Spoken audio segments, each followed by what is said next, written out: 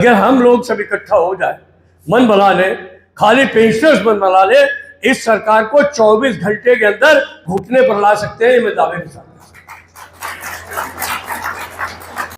Financial bill में आपने ये क्यों लाने का काम किया कि नहीं आइंदा से जो है वो केंद्र सरकार के कर्मचारियों को हम जो समानता की मांग है उसको मानने के लिए बाध्य नहीं। क्यों किया? तो एक आदेश निकाल करके सरकार आपकी पेंशन भी बंद कर सकती है। बहुत बात चर्चा होती रहती है। पेंशनर्स के सामने जितनी भी चुनौतियां आने वाली हैं उनको सबको फेस करने के लिए पूरी तौर पर तैयार है।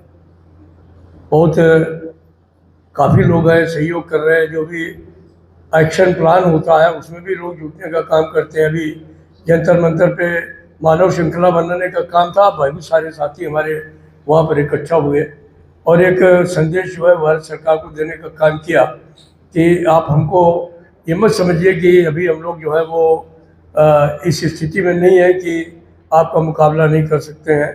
अगर हमारे ऊपर कोई जुल्म और जाती होगी तो इस देश का पेंशनर खामोशी से नहीं बैठेगा, पूरी ताकत से सरकार से दो दो हाथ करेगा, उसका मुकाबला करेगा। ये सड़क पर उतर करके आपने साबित करने का काम। इसके लिए मैं आप तमाम साथियों को बहुत बधाई देता हूँ और भविष्य में भी एक्शन प्लान्स हैं उनको भी इम्प्लीमेंट करने का काम कर रहे हैं आप लोग।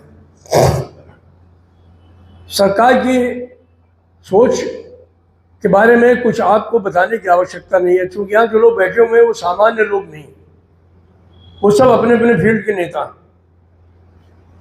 सारे जीवन आपने नौकरी में रहते हुए संघर्ष किया है और संघर्ष के बाद ही कुछ पाया है।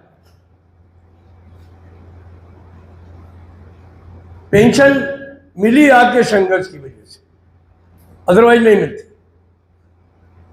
लेकिन अब जो मिली हुई चीज है उसको छीनने का प्रयास किया जा रहा है। एक है कि कोई नई चीज आपको मांग करनी है, नई चीज मिलनी है, नहीं मिलती है तो कोई अफसोस नहीं होता है।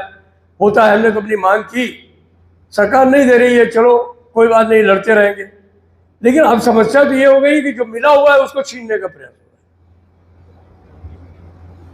तो क्या हम लोग इसको बर्दाश्त करें? हम कोर्ट में नहीं जाना चाहते थे। हम शुरू से ही कह रहे थे कि सड़क की लड़ाई ज़्यादा अच्छी है, जनता के बीच में लड़िए, जन अदालत में लड़िए, वो चीज़ें ठीक रहेंगी। लेकिन तमाम साथियों ने बैठे बात किया, ज्यूरिस्ट से बात हुई, तमाम लोगों ने कहा कि नहीं, इसको दोनों लड़ाई ना लड़नी चाहिए। हमको हमें कोर्ट में भी जाना चाहिए, सर्वोच्च न्यायालय में भी जाना चाहिए और जनता की अदालत में तो हम जाएंगे। तो इसलिए ये मन बनाया गया कि नहीं, अगर सरकार इसी तरीके से सोच करती रहे और जो संविधान में हमको अधिकार प्राप्त हुए हैं, जो हमको सर्वोच्च न्यायालय से अधिकार प्राप्त हुए हैं, उनको अपनी संख्या बल के बूते पर अगर सरकार पार्लियामेंट के अंदर नकार सकती है तो वो किसी भी दिन आपकी पेंशन बंद कर सकती है। आपको मालूम है, एक जो है वो आदेश निकाल करके जसवंत सिंह ने जो है वो कह दिया कि अब 1 जनवरी 2004 के बाद जो भर्ती होंगे वो नई पेंशन योजना में आए। सिंपल एक लेटर निकाल दिया, कोई पार्लियामेंट के अंदर मामला भी नहीं गया, कुछ नहीं हुआ। एक सरकारी जो है वो जो एक जीपीओ होता है वो निकल गया और वो लागू हो गया सारे देश के अंदर कि अब 1 जनवरी 2004 के बाद सरकारी खजाने से पेंशन आपको नहीं मिलेगी। तो एक आदेश निकाल करके सरकार आपकी पेंशन भी बंद कर सकती है। बहुत बात चर्चा होती रहती है, बड़े बड़े अग्रलेख लिखे जाते हैं सरकार के सामने, जिन्होंने घुटने टेक रखे हैं, जिन्होंने अपनी कलम बेच रखी है, वो लोग जो है वो संपादकीय लिखते हैं कि pensioners are draining the economy of the country. मतलब पेंशनर जिसने सारी जिंदगी अपना खून पसीना बहा करके इस देश के इकोनॉमी को इस स्तर पर लाने का काम किया है, उसके ऊपर ये आक्षेप लगवाए जाते हैं। उनसे वो लगाते नहीं है, उनसे लिखवाया जाता है कि इस तरीके से लिखो। तो अगर इसी तरीके से अग्रलेख लिखे जाएं, एडिटोरियल्स लिखे जाएं और फिर आपको कह दिया जाए, नीति आयोग अलग एक कमेटी बना करके विचार भी कर रहा है सारे विषयों पर कि पेंशन जो है वो आज जिनको मिल रही है उनको सरकारी खजाने से का कोई तरीका निकाला जाए। ये तो फैसला तक हो गया होता। अगर पिछले चुनाव में झटका न लगता तो नीति आयोग की रिपोर्ट भी बाहर आ जाती और इसको सरकार धीरे से लागू करने का प्रयास भी करती। तो अब भी पेंशन बहुत सुरक्षित है और अगर इसकी सुरक्षा करनी होगी। हम लोग गाय बगाए कहते रहते हैं कि जो आप न उठना चाहे अपने पैरों पर भाईजनों की जग में कर सकता कौन बनाए। तो आपको अपने पैर खड़े होकर की लड़ाई लड़नी है और पेंशनर्स अपनी लड़ाई लड़ सकता है। मैं रेलवे में काम करता था, मैं भी पेंशनर हूँ। मैं भी 15 साल पहले रिटायर हुआ था। 2010 में मैं रिटायर हुआ था, अगस्त में। वो हमारे लोग जब कभी बोलते हैं तो बोल देते हैं मेरा युवा महामंत्री तो ठीक है, वो अपने दिल से अपने काम से मैं भले युवा हूँ, लेकिन जो उम्र है वो तो है ही है। मैं 75 वर्ष का हूँ। लेकिन हमसे हर आदमी को बुलंद है। हमसे भी बड़े लोग हैं, उनका आशीर्वाद हम लोग मिलता है। 80 साल के लोग हैं, 90 वर्ष के भी लोग हैं, लेकिन उनके हौसले बुलंद हैं, वो लड़ने के लिए तैयार है। और पेंशनर्स के ऊपर कोई बंधन भी नहीं, सर्विस कंडक्ट रूल भी नहीं। आप चाहें तो सरकार को खुली चुनौती भी दे सकते हैं और मैं समझता हूँ इसका वक्त भी आ गया है। तो हम अभी पहले स्टेज में इस सड़क की लड़ाई को मजबूत करने के लिए कोशिश यही कर रहे हैं कि सारे देश के जो पेंशनर्स हैं, ऑर्गेनाइजेशंस हैं, उनको सबको एक मंच पर लाया जाए, प्रयास किया जाए। अगर किसी की कोई लीडरशिप की ख्वाहिश है तो लीडरशिप उनको दे दी जाए। उनको कहा जाए कि आप नेतृत्व करिए, हम आपके साथ रहेंगे। लेकिन जो पेंशनर्स की एकता है उसको तोड़ने का काम नहीं करना है, उनको जोड़ने का काम करना है। आज बहुत बड़ी तादाद में हमारे BSNL के साथी, MTNL के साथी हम लोगों से जुड़े। उनके साथ कितना जुल्म सरकार ने किया है ये कल्पना करने वाली बात है। मैं नेशनल काउंसिल JCM का स्टाफ साइड का सेक्रेटरी हूँ, बराबर इस सवाल को उठाता रहा। हम लोगों ने कारपोरेशन बनाने का विरोध किया था ना कि आप कारपोरेशन मत बनाइए, हम सरकारी क्षेत्र में सुरक्षित है, ठीक है। लेकिन सरकार नहीं मानी। सरकार है, ताकतवर है। हमारे आंदोलन को होते हुए भी उसने कारपोरेशन बनाने का काम कर दिया। कहा जो वर्तमान में कर्मचारी हैं उनका कोई नुकसान नहीं होगा, उनको सारी वही सुविधाएं मिलेंगी जो सरकार में थे उस समय मिलती थी। और इन राइटिंग देने का काम किया कि इनको सरकारी खजाने से पेंशन मिलेगी, इनको सरकारी खजाने से पेंशन मिलेगी। आज वही सरकार अपने वायदे को पूरा नहीं कर रही। वो बेचारे कोर्ट में जा रहे, वहां से जीत के आ रहे, तो नीचे से जीतते हैं वो ऊपर की अदालत में चले जाते हैं, वहां भी हारेंगे। ऐसा नहीं, क्योंकि कहीं ना कहीं तो न्याय मिलेगा। लेकिन तुर्रा ये इशू इस सब जुडिस, हम इशू को पहले तो हमारे स्टैंडिंग कमेटी का इशू था, हम नेशनल काउंसिल में ले गए उसको कि भाई ये तो एकदम जुल्म है, जाती है, अब क्यों कर रहे हैं ऐसा। उनके अधिकारियों ने, उनके कर्मचारियों ने क्या जुल्म किया, क्या जाति की, उन्होंने अपना खून पसीना बहाया इस MTNL के लिए, BSNL के लिए। आज उनके ऊपर जुल्म क्यों हो रहा है? फिर आपने दिया नहीं तो बोलते हैं कि मैटर इज सब जुडिस। अब सब जुडिस नहीं होगा, क्या करेगा? आप सुनोगे नहीं और वो कोर्ट जाएंगे तो आप कह देंगे मैटर इज सब जुडिस। इसलिए स्टैंडिंग कमेटी में बहुत झगड़ा हो गया। अल्टीमेटली माने कि अच्छा ठीक है, हम इसको रिव्यू करेंगे। अब कोई रिव्यू नहीं कर रहा है। मैंने अभी 3 दिन पहले बात करी पेंशन सेक्रेटरी से कि भाई आप के जो प्रतिनिधि हमारी मीटिंग में आए थे, उन्होंने कहा था, DOPD सेक्रेटरी के सामने कहा था, मिनट्स में आ गई चीज़ें कि भाई इसको रिव्यू करेंगे। अब आप कहते हो कि नहीं, वो हाईकोर्ट में मामला चल रहा है। तो कब तक चलेगा? कितने लोग इस सपने में कि हमको जो है बराबरी मिल जाएगी, समानता का अधिकार मिल जाएगा, हमको भी हमारा हक मिल जाएगा, ये सोचते सोचते ऊपर चले, कितने आने वाले समय में चले जाएंगे। तो उनकी कुछ तो चिंता सरकार को होनी चाहिए। आश्वासन के अलावा तो अभी तक कोई मिला नहीं है। फिर मीटिंग होने वाली है, फिर ये सवाल उठेगा वहां पर। तो आपके सवाल को टेबल पर लड़ना, कोर्ट में लड़ना, ये अलग कक्ष है। लेकिन मेरी समझ से इस लड़ाई को जमीन पे हमें मजबूती से लड़ने की आवश्यकता है। ये BSNL और MTNL, मैंने एक उदाहरण के लिए आपके सामने बात करने की बात की।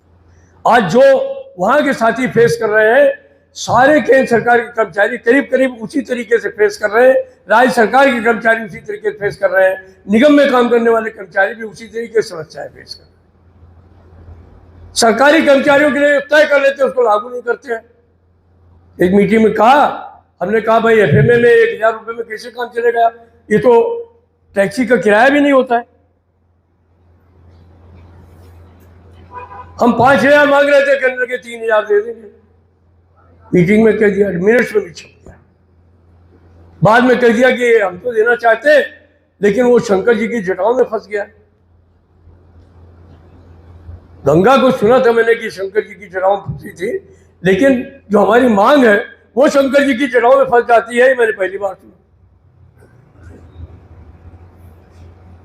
हमने पूछा कि शंकर जी की जटाएं हैं कहाँ? कहते हैं वो फाइनेंस मिनिस्ट्री एक्सपेंडिचर है। उनसे गए, बात किया, तो उन्होंने कहा कि हमारी कोई गलती नहीं है, ये प्रस्ताव ठीक तरीके से मेरे पास नहीं भेजते। फिर पता किया कि भाई कहाँ है, तो फाइल को बहुत धीरे से, उन लोगों को पता भी नहीं लगा, लॉ मिनिस्ट्री को भेज दिया। चूंकि कई जगह पर हर आदमी के पास में जो है वो कोर्ट में जाने का रास्ता खुला हुआ है, तो ठीक है, इतना बड़ा देश है, लोग हैं, जब कोई कुछ देता नहीं तो कोर्ट में भी चले जाते हैं। कई बार हम लोग पता चल जाता है कि भाई कोर्ट में मामला है, गुवाहाटी में है कि हैदराबाद में है कि वो कोच्चि कोर्ट में है कि वो मदुरई कोर्ट में है, कोई पता ही नहीं चलता। जब ये और इन लोगों के पास में सिर्फ कैसे रोका जाए सरकारी कर्मचारी या पेंशनर्स की मांग को, उसका कोई ना कोई तरीका इनके पास में ढूंढ लेते हैं। तो अभी वो मामला भी अपनी जगह रखता होगा। कम्युनिकेशन के मामले में इतनी बड़ी बेईमानी है जिसका कि कोई हद नहीं। 6 कोर्ट ने फैसला कर दिया, एक नहीं 6 कोर्ट। सिर्फ एक कोर्ट जो है वो अगेंस्ट पे चली गई। इन्होंने वो 6 कोर्ट के जो ऑर्डर हैं उनको परे कर दिया और एक कोर्ट के बात को लेकर के कहने लगे अब तो इसके खिलाफ भी फैसला आ गया है। अभी हम लोगों ने जब बहस हुई, बात हुई जैसे टर्म्स एंड रेफरेंस को लेकर के 8वें वेतन आयोग के, तो वहां भी सवाल उठाया कि भाई कम्युनिकेशन तो लागू कर दो, जो आपने कहा था वही लागू कर दिए। प्रस्ताव था इनका बिल्कुल। हमको ये कह दिया था पिछली एडिशनल सेक्रेटरी एक्सपेंडिचर ने कि जो है वो बस माननीय मंत्री जी बाहर गई हुई है, जैसे लौटेंगी हस्ताक्षर करके ये ऑर्डर इशू हो जाएंगे। माननीय मंत्री जी लौटी, बजाय आदेश करने के उन्होंने एक क्वेरी लगा करके वापस कर दिया और जबानी तौर पे बोल दिया कि फाइल अब दोबारा में भेजना मेरे पास। मामला बंद है। उनसे कहा था हम 13 साल में कर देंगे। कोर्ट का फैसला 12 साल का था, कई राज्यों ने 12 साल लागू कर दिया, लेकिन नहीं हुआ है। तो मेरा कहने का तात्पर्य एक इशू नहीं है, मेन इशू अगर मैं बात करता रहूँगा तो बहुत लंबी बात हो जाएगी। यहाँ कोई लंबी बात करने की जरूरत नहीं, क्योंकि हमारे सारे जितने लोग यहाँ बैठे हुए हैं वो कर्मठ, जो एक तरीके से अपने अपने संगठन के सिपाही हैं, और मैं भी एक सिपाही हूँ आपका। तो इस नाते मैं ये कहना चाहता हूँ कि अब एक हद हो गई है, और ये हद जो है वो ठीक है, कोर्ट में जाना तो इमिनेंट है, अनिवार्य है, इसलिए जाने की बात कर रहे हैं। अभी साथी कौशिक जी ने बहुत सही बात कही कि हम कोई कोर्ट में जाने के लिए बाध्य नहीं है, लेकिन मेरी बात तो सुनो, कोई फैसला तो करो। आपने जिस तरीके का जनरली फैसला कर दिया है, अगर कल को हम जानते हैं कि सारी पावर जो है वो भारत सरकार में केंद्रित है, भारत सरकार की कैबिनेट में केंद्रित है, वो जो फैसला करेगी वही लागू होगा। पे कमीशन आप बैठाते हैं, कैबिनेट की मंजूरी से बैठाते हैं। पे कमीशन की जब रिपोर्ट आती है तो उस रिपोर्ट की मंजूरी भी कैबिनेट की मंजूरी के बाद ही होती है। आप तमाम रिकमेंडेशन को उस कैबिनेट की मीटिंग में दरकिनार कर देते हैं जो हमारे हक में होती है। तो पावर तो आप ही के हाथ में है। ये सारी पावर जो है वो आपके हाथों में केंद्रित है। फिर आपने ये 10 पीस क्यों लगाया? फाइनेंशियल बिल में आपने ये क्यों लाने का काम किया कि नहीं आइंदा से जो है वो केंद्र सरकार के कर्मचारियों को हम जो समानता की मांग है उसको मानने के लिए बाध्य नहीं है? क्यों किया? यू आर ऑल माइटी, सारी शक्ति आपके पास में, और आज का जो पंत प्रधान है वो तो पूरे तौर पे ऑल माइटी, सिर्फ उसी की चलती और किसी की नहीं चलती। तो फिर आपको ये क्या पड़ा? तो हम एक संवैधानिक सवाल को लेकर के कोर्ट के अंदर गए कि ये कहां तक वाजिब है कि कोई सुप्रीम कोर्ट का फैसला हमारे हक में आए, हाई कोर्ट का फैसला हमारे हक में आए, और सरकारी कर्मचारियों के उस इश्यू को लेकर के कोई भी सरकार जो है वो पार्लियामेंट के अंदर चली जाए और संसद में अपनी संख्या बल के बूते पर यह फैसला लेकर के आ जाए नहीं हम इसको लागू नहीं करेंगे। तो ये एक संवैधानिक प्रश्न है, इसको लेकर के संवैधानिक विशेषज्ञों से चर्चा हुई। उन लोगों ने कहा कि हाँ इसको चैलेंज किया जा सकता है, हम लोग चैलेंज किया, क्या होगा देखा जाएगा, लेकिन वो अलग सवाल है। हम यहाँ इकट्ठे हुए हैं इस सवाल को लेकर के कि जो वहां होगा वो तो देखेंगे। वो एक फोरम है जिसने फैसला किया, वो हम लोगों ने ईमानदारी से लागू किया है और आगे लड़ेंगे। लेकिन ये जमीनी लड़ाई लड़ने के लिए बहुत जरूरी है, और दिल्ली भारत का दिल है। दिल्ली में सबसे ज्यादा पेंशनर्स हैं, हर विभाग के पेंशनर्स। अगर हम लोग सब इकट्ठा हो जाए, मन बना ले, खाली पेंशनर्स मन बना ले, इस सरकार को 24 घंटे के अंदर घुटने पर ला सकते हैं, ये मैं दावे के साथ। लेकिन इसके लिए सभी को मेहनत करनी पड़ेगी, सभी संगठनों में तमाम पेंशनर्स को इकट्ठा करना पड़ेगा। और अगर आपको अच्छा लगा तो एक बार और आपको मैं कहना चाहूँगा कि आप इसको प्लीज सब्सक्राइब और शेयर करते रहें ताकि हमारा भी मनोबल और सपोर्ट बना रहे।